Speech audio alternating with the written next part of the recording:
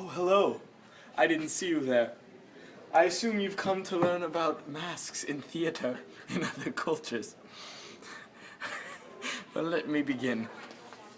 We start on our world journey in Japan, particularly Noh theater, N-O-H. Usually, the shite, or the main actor, wears a mask, the lead, as here in Western culture we call it. However, in some cases, the tsuer may also wear a mask, particularly in the case of female roles. No masks portray female or non-human, such as divine, demonic, or animal characters. There are also no masks to represent youngsters or old men.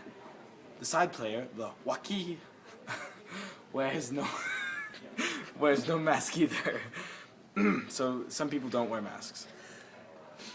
Several types of masks, in particular those of female roles, are designed so that slight adjustments of the position of the head can express a number of emotions, such as fear or sadness, due to the variance of lighting, such as.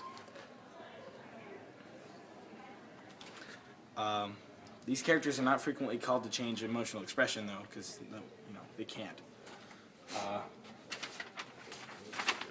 Here's a picture. This one. Thank you. All right.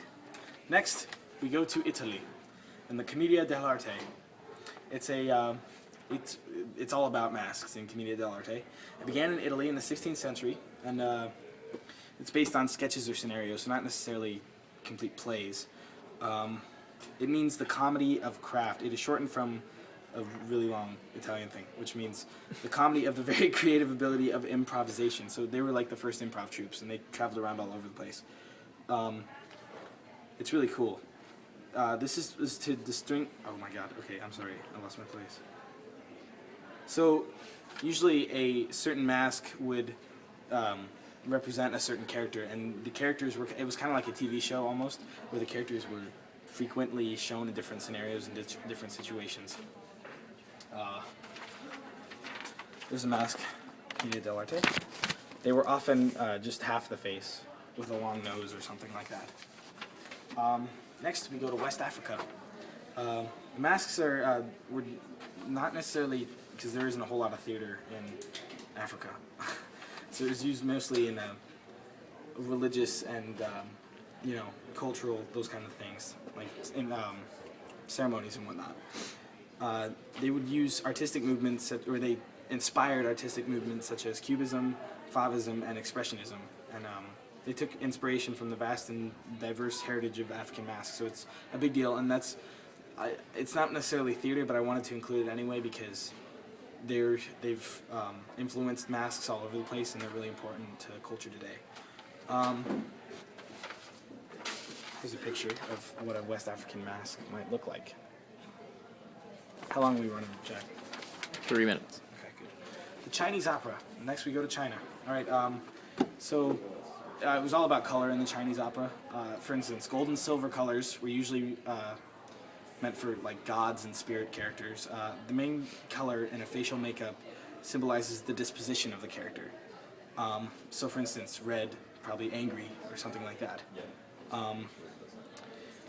They date back to the Song and Yuan dynasties at least, so thousands of years. So yeah, they were used in the Beijing opera and the Chinese opera. That's what one of them would look like.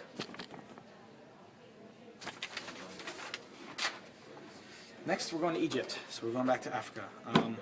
So the Greeks may have believed that they were the inventors of theater, but depending on how one defines theater and interprets ancient records, it can be claimed that the Egyptians, while they did not construct special venues for their plays, so they didn't have theaters, preceded them in the public performance of shows, which were mostly pageant-like, religious in character, ritualistic, and to a large extent devoid of drama. So very similar to West African, religiously based, not necessarily for entertainment, or you know what I mean. Like it was rituals. Thanks for nodding, Jack.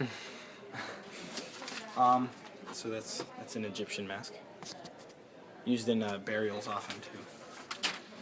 And then finally, we go to the Middle East, Jack's homeland. So Arab theater was relatively new compared to most other theaters. It didn't develop until the 19th century.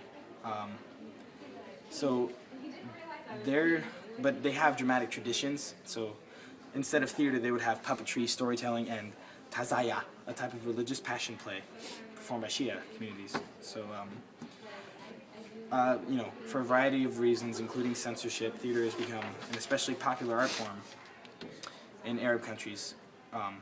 So it's, the culture there isn't necessarily geared toward theater, so it's not near as common. But there's what a Middle Eastern theater mask would look like. And that's it. Masks of the World. Thank you.